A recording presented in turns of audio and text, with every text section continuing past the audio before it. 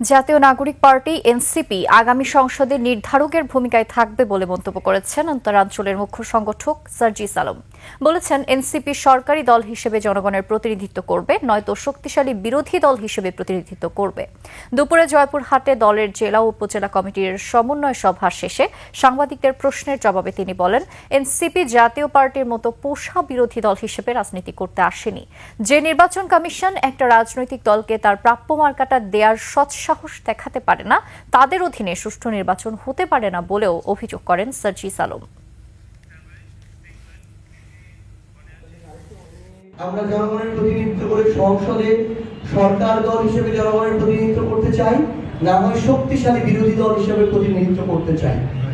আমরা জাতীয় পার্টির মতো পোষা বিরোধী দল হওয়ার জন্য রাজনীতি করতে আসি। যেহেতু কোনো আইনগত বাধা নেই, এই নির্বাচন কমিশন এনসিপির সাথে এই স্বেচ্ছাচারিতা করতে পারে না।